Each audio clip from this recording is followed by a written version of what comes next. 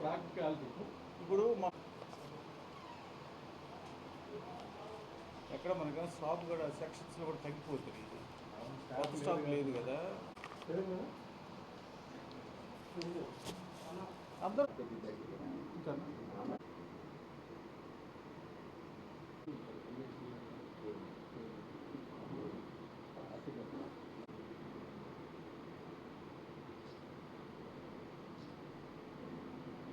Okay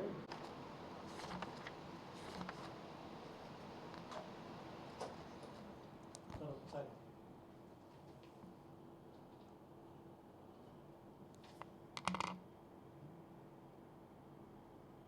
మన టుబాకు board ఆర్ఎంఎఫ్ ఒంగోలులో మనం ఈరోజు పత్రికా విలేకరుల సమావేశం నిర్వహించడం జరుగుతుంది మన ఆర్ఎం గారి సమక్షంలో.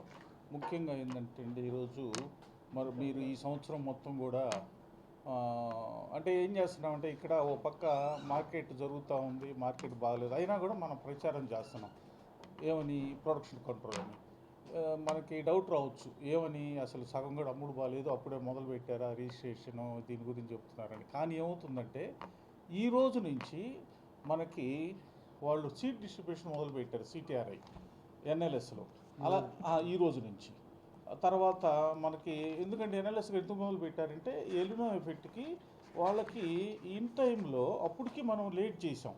ఎందుకు లేట్ చేసామంటే, ఒక్కసారిగా సీడ్ కూడా కొంతమంది తెలుసో తెలియకో సీడ్ తీసుకొని ఎక్కడికక్కడ నార్మల్ పెడితే ఎక్కువైపోయి రైతు అంటే కొంతమంది చిన్న రైతులు లేకపోతే అనాథరైజ్డ్ గ్రోవర్స్ ఏం చేస్తారంటే, సీడ్ రేట్ కానీ తగ్గితే అంటే నార్మల్ రేట్ కానీ తగ్గితే టక్కన ఏదో ఒక నెలలో వేస్తాడు. అనాథరైజ్డ్ బ్యారెన్స్ చాలా ఉంటాయి. 5,024 5,000 సుమారుగా స్టేట్ మొత్తం మీద అనాథరైజ్డ్ బ్యారెన్స్ ఉన్నాయి. వీళ్ళకి ఏంటంటే అవగాహన లేక టక్కన నార్త్ వేసిపోయి తక్కువ చీపులో వచ్చిందని పెడతారు. అందుకని మనం ఏంటంటే కంట్రోల్ సిస్టమ్ పెట్టాం. ఇంతకుముందు ఎప్పుడు కూడా ఇంత కంట్రోల్ సిస్టమ్ లేదండి. ఇన్ని రోజులు ఆపలేదు, అటు సిటిఆర్ఐ కానీ ఇటు ఐటీసీ కానీ ఇప్పుడు ఆపలేదు. కాబట్టి సీడ్ మాత్రం అథరైజ్డ్గానే మనం తీసుకోమని చెబుతున్నాం. ఎయిదర్ సిటిఆర్ఐని ఇప్పుడు కొత్త పేరు నెర్కా, తర్వాత ఐటీసీ కానీ వీళ్ళ దగ్గరే మనం తీసుకోమని చెప్పాను కదా, తీసుకోమని చెప్పి. ఎందుకంటే అవుట్ సైడ్ ఏమవుతుందంటే, దానికి డిసీజ్ రెసిస్టెంట్ ఉండదు, గ్యారంటీ ఉండదు, తర్వాత గ్రోత్ ఉండదు, విగరస్ ఉండదు బయట తీసుకున్నాయి.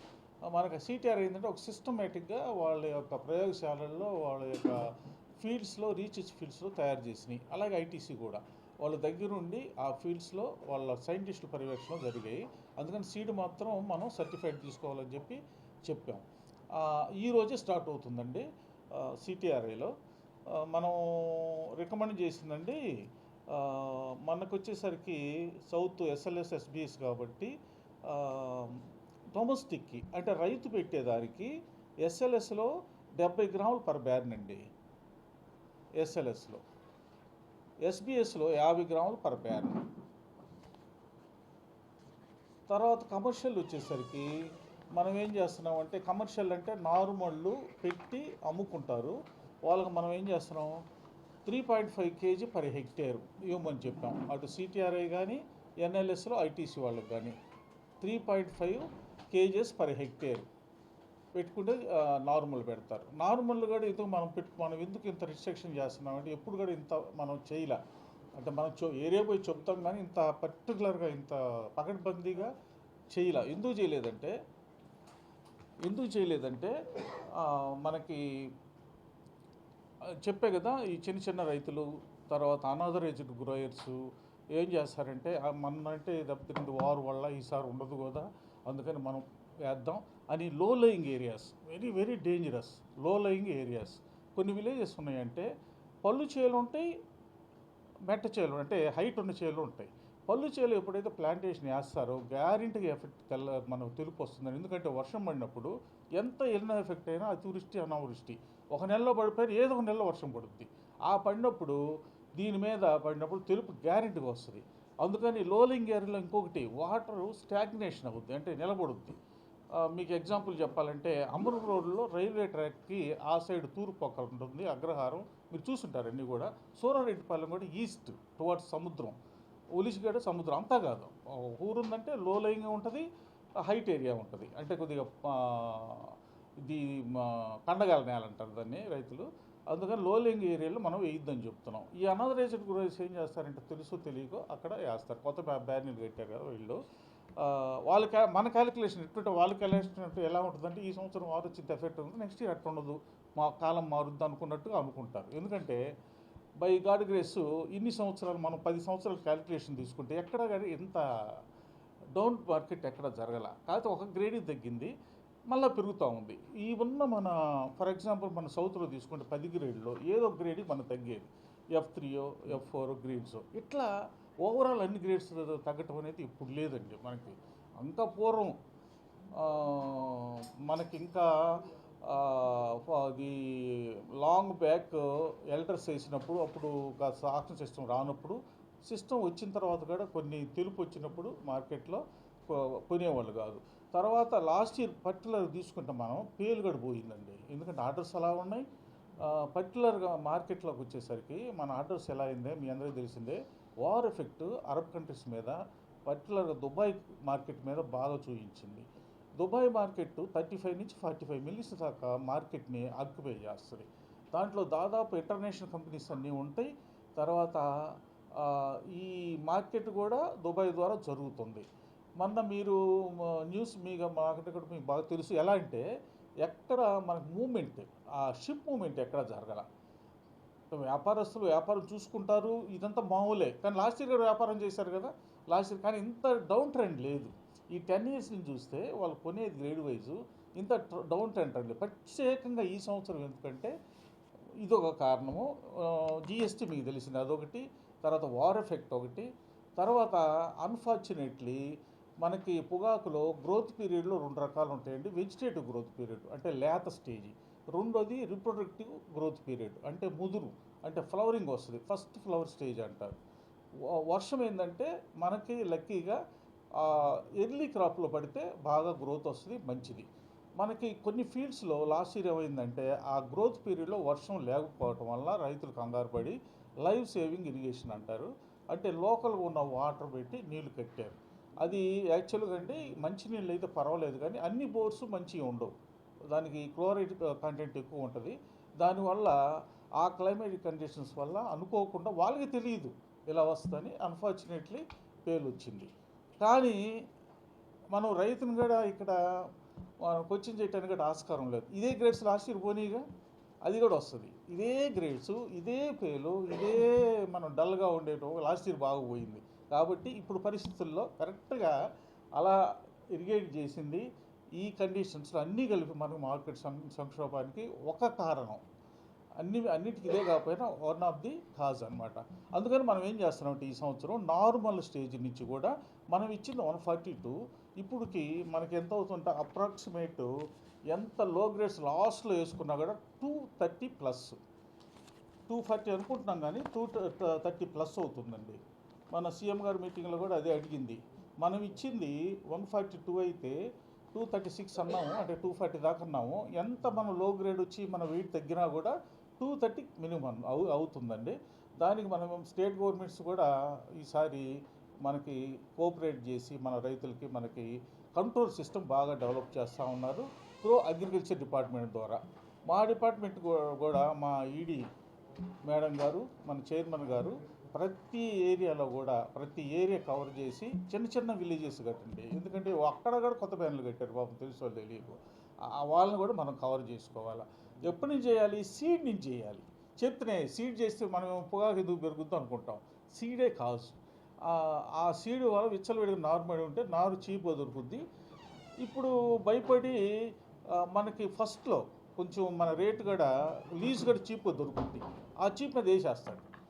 కానీ కాస్ట్ ఆఫ్ కల్టివేషన్ ఎక్కడ తగ్గదండి, కూలి ఎక్కడ తగ్గదు, ఎరువులు తగ్గవు, తర్వాత సేద్యపు ఖర్చులు తగ్గవు, తర్వాత మిగతా బ్యాన్ లీజ్ తగ్గదు, ఒక్క ల్యాండ్ తగ్గితే తగ్గచ్చు. ఇప్పుడు కొంచెం భయం మీద ఎవరు కూడా తీసుకోరు కాబట్టి డిమాండ్ ఆ యొక్క ప్రెషర్ లేదు కాబట్టి తగ్గచ్చు, అదొకటి. తర్వాత మనం ఏం చేస్తున్నామంటే 3 రిజిస్ట్రేషను ఇచ్చున్నాం కదా, దానికి మన వాళ్ళు ఏంటంటే మా క్రాప్ లోను 7 లక్షల దాకా ఇస్తారండి, బ్యార్నీకి ఇస్తారు. కానీ మనం ఏంటంటే ఏరియా తగ్గించాం ఈ సంవత్సరం, మీ అందరికీ తెలిసే ఉంటుంది. ఏరియా మనం రిస్ట్రిక్ట్ చేసాం మొన్న. మన సౌత్లోకి వచ్చేసరికి మొత్తం మనం SLS south light soils, southern light సాయిల్స్లో దక్షిణ ప్రాంత తేలిక నేలలో 3.5 ఎకరం మాత్రమే మనం రికమెండ్ చేసాం బ్యాడ్నీకి. 3.5 బాగా తగ్గించాం. తర్వాత క్వింటాల్ వచ్చేసరికి 21 క్వింటాల్ మాత్రమే, 21 కేజీస్ మాత్రమే చేసాం మన సౌత్ వరకు. అలాగే ఎస్బిఎస్ బ్లాక్ సాయిల్స్ అంటే ఒంగోలు వల్ల black soils, Vellampalli black soils 2 ఉంటాయి వెల్లంపల్లిలో. వెల్లంపల్లి బ్లాక్ సాయిల్స్, టంగుటూరు, ఇవన్నీ కూడా 2000 కేజీలు మాత్రమే ఇచ్చాం బ్యాడ్నీకి. అక్కడ ఏరియా వచ్చి 2.5 మాత్రమే, 2.5 ఎకరాలు మాత్రమే మనం ఇచ్చాం. లైట్ సైడ్లో 3.5. తర్వాత ఎన్ఎల్ఎస్లో కూడా వాళ్ళకి 2 ఇచ్చాం, 2 ఎకరాలే. ఎందుకంటే హైబ్రిడ్ వెరైటీస్ ఎక్కువ వేస్తారు, హైబ్రిడ్స్ వేస్తారు. నేల కూడా ఏంటంటే దాదాపు అంతా కూడా ఇరిగేటెడ్ అంటే మనలాగా నీళ్ళు కట్టరు, స్ప్రింక్లర్స్, తర్వాత డ్రిప్. వాళ్ళు ఎక్కువ ఇది కాబట్టి వాళ్ళకి తోటలు తక్కువ పొలంలో ఎక్కువ అవుతుంది. వేసేదంతా హైబ్రిడే, ఐటీస్ హైబ్రిడ్ వెరైటీస్ వేస్తారు ఎన్ఎల్ఎస్లో. అందుకని మన మీద కూడా 1.5 తగ్గించాం. వాళ్ళ క్వాంటిటీ కూడా ఏం చేసాం, పెంచలా. డిమాండ్ ఉంటుంది అంటారు, కానీ ప్రస్తుత పరిస్థితులు మనం కన్సిడరేషన్ తీసుకొని వాళ్ళు కూడా 2000 కేజీలే బ్యాన్లకి ఇచ్చాం నార్త్ ఎన్ఎల్ఎస్. మనకు కూడా ఎస్బిఎస్ 2000, ఎస్ఎల్ఎస్ 21 చేసాం. మనకి ఈ సంవత్సరం మనం ప్రతి సంవత్సరం చెప్తున్నట్టు వీళ్ళు అలాగే రైతులు తెలియక అవగాహన లేక వీళ్ళు ఇలాగే ప్రతి సంవత్సరం పాంప్లెట్స్ ఇలాగే చెప్తారు అని వద్దయ్యి అట్లా ఆలోచించదు. దయచేసి మార్కెట్ చూడండి, ఎన్ని ఇబ్బందులు పడుతున్నాయో, ఎన్ని మీటింగ్స్ జరిగినాయో, ఎన్ని రివ్యూస్ జరిగినాయో. మీ అందరికీ తెలుసు, మన హైదరాబాద్లో మనకి అడిషనల్ సెక్రటరీ గారు వచ్చారు. తర్వాత మన మినిస్టర్ గారు, కామర్స్ మినిస్టర్ గారు ఆల్వేస్ రివ్యూ చేస్తూనే ఉన్నారు. తర్వాత మన ఈడీ గారు review meetings with video conference minister of commerce తోటి ఎన్నిసార్లు చేశారు ఈ మార్కెట్ ప్రాబ్లం. అలాగే మీరు స్టేట్ గవర్నమెంట్ది మీకు ఆటోమేటిక్గా న్యూస్లో చూస్తుంటారు ఎన్నిసార్లు జరిగింది. ఈవెన్ సీఎం గారి దగ్గర. తర్వాత అలాగే మనకి రెస్పెక్ట్ మినిస్టర్స్ ఎన్నిసార్లు రివ్యూ చేశారో, ఎంపీస్ ఎన్నిసార్లు చేశారో. తర్వాత మన ఎంపీస్ కూడా ఢిల్లీ వెళ్ళి అందరినీ కలిసి జిఎస్టీ తీసేయాలని, తర్వాత ప్రెషర్ రావాలి కంపెనీల మీద అని చెప్పేసి మనోళ్ళు చేయటం జరిగింది. ఇవన్నీ దృష్టిలో పెట్టుకొని దయచేసి ఈ సంవత్సరం మనం ఇచ్చిన 81 మాత్రమే పండియండి. 81 అంటే మనం ఓసపోసినట్టు కాకుండా సుమారుగా అటు ఇటుగా రౌండప్గా 81కి మనం పండిద్దాం అని చెప్పేసి పబ్లిసిటీ ఇవ్వడం జరిగింది. తర్వాత ఇది మనకేంటంటే దయచేసి మన పత్రికా సోదరులు ఏంటంటే ఈ పాయింట్లో మీకు తెలుసు కదా, ఇది కొంచెం రైతులకు అర్థమయ్యే లాంగ్వేజ్లో మీరు కానీ ఇస్తే వాళ్ళకి. ఇందువల్ల ప్రత్యేకంగా ఈ సంవత్సరం ఎప్పుడు రాలి ఇట్లాగా నేను మన ఈ ఎస్ఎల్ఎస్ ఎస్బిఎస్ చేసే కానీ ఇలాంటి పరిస్థితి ఎప్పుడు రాలా. ఏదో ఒక గ్రేడ్ లో గ్రేడ్ తగ్గింది అనుకుంటాం అంతే, మిగతా అన్ని బాగుండదు, లేదా గ్రీన్స్ తగ్గింది అనుకుంటాం. ఇలాగా అన్ని గ్రేడ్స్ తగ్గేది అనేది ఎప్పుడు పరిస్థితి రాలా. కాబట్టి మనం ప్రత్యేకంగా మన చేతిలో ఉంది తగ్గించుకోవటమే. పాయింట్ నెంబర్ 1 అండి. పాయింట్ నెంబర్ 2, మనం నేల స్వభావం ఇది కూడా మీ అందరికీ తెలిసిందే, న్యూస్లో కూడా వస్తుంది. నేలలో ఏమవుతుందంటే కొన్ని రోజులకి ఒకటే ఫెర్టిలైజర్ వేసి పర్టికులర్గా ammonium sulphate, single super phosphate, DAP వేసిన వల్ల పూర్వకాలంలో ఏం చేసేవాళ్ళం అంటే మనం పశువుల ఎరువు వేసేవాళ్ళం. పశువుల ఎరువు వేసిన వల్ల నేల pH నార్మల్గా ఉండేది. ఈరోజు పశువుల ఎరువు లేదు ఎక్కడా కూడా. దానికి కాదు మనం ఏం చేసామంటే గ్రీన్ మాన్యూర్ సీడ్ మనం రికమెండ్ చేసాం. స్టేట్ గవర్నమెంట్ కూడా ఇచ్చింది. ఆ తర్వాత కొన్ని ఏరియాస్లో వేయగలిగారు, కొన్ని చోట్ల డ్రై కండిషన్లో జర్మినేషన్ రాదని చెప్పి కొన్ని చోట్ల వేయలేదు. కాబట్టి దానికి కూడా ఇప్పుడు ఏంటంటే ప్రత్యామ్నాయం మనం ఇచ్చింది 2.5 కాబట్టి ఎస్బిఎస్లో విలేజెస్లో దొరికే ఎఫ్ఐఎం మనం ఏరియా తక్కువ కాబట్టి కొనుక్కొని ఎఫ్ఐఎం కానీ ఇస్తే మంచిదండి. మనం నెయ్యి ఎరువు, పశువుల ఎరువు, మేక కానీ పశువులు కానీ నెయ్యి ఎరువు అంటాం కదా, నెయ్యి ఎరువు. ఎందుకంటే జర్మినేషన్ కానీ అయినట్టయితే మనం ఇచ్చిన విత్తనాలు స్టేట్ గవర్నమెంట్ ఎంత పబ్లిసిటీ చేసిందంటే చాలా ఎర్లీగా ఇచ్చారు గ్రీన్ మాన్యూర్. అది ఒకవేళ కొన్ని చోట్ల జర్మినేషన్ అయిందండి, చూసి ఫోటో మనకి మనం ఇస్తుందా, మనం కాదు స్టేట్ గవర్నమెంట్ ఇచ్చేది మనకి ఇదండి, జనుము అంటారు, జనుము ఇస్తున్నాం. స్టేట్ గవర్నమెంట్ అంటే మనం కూడా ఏంటంటే తక్కువలా మనకి ఇండియన్ తక్కువ పెట్టారు. ఎందుకంటే వాళ్ళకి స్టేట్ గవర్నమెంట్ దీంట్లో వస్తుంది, అగ్రికల్చర్ డిపార్ట్మెంట్ కావాల్సింది ఇస్తుంది కాబట్టి మనకు కూడా కొంతమంది పెట్టి మనం అలవాటు చేసాం ఈ సంవత్సరం. నెక్స్ట్ ఇయర్ ఏంటంటే ఇంకా పెంచుతాం దాన్ని ఇండియన్స్ని. పెంచి మనం కూడా సప్లై చేస్తాం ఈజీగా రైతుకి చేరేటట్టు. ఎందుకంటే అగ్రికల్చర్ డిపార్ట్మెంట్లో అన్ని క్రాప్స్ వేసేవాళ్ళు వెళ్తారు అక్కడికి. మాగాని వేసేవాళ్ళు, ఒక కందులు వేసేవాళ్ళు, శనగ ఏదైనా వేస్తారు. మన రైతులు సపరేట్గా దొరకపోవచ్చు ఏమని చెప్పి రైతులకు అవేర్నెస్ ఉంది కానీ వాతావరణం బాగాలేదు, బాగా డ్రై స్పెల్ ఈ సంవత్సరం. ఎక్కడో వర్షం పడినట్టుంది కానీ ఆ తుప్పర్లే కానీ వర్షం లేదు, కాబట్టి జెర్మినేషన్ రాదు. అదొకటి మైనస్.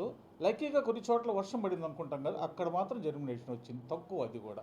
దానికి ఇప్పుడు ఆల్టర్నేట్ ఈ సంవత్సరానికి ఏంటంటే పశువుల ఎరువు అండి.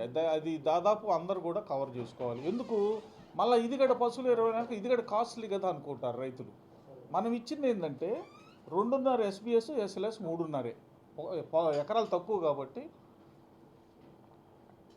మనం పొగాకు చేసే ఏరియా వరకు మాత్రం తప్పకుండా వెయ్యాలి.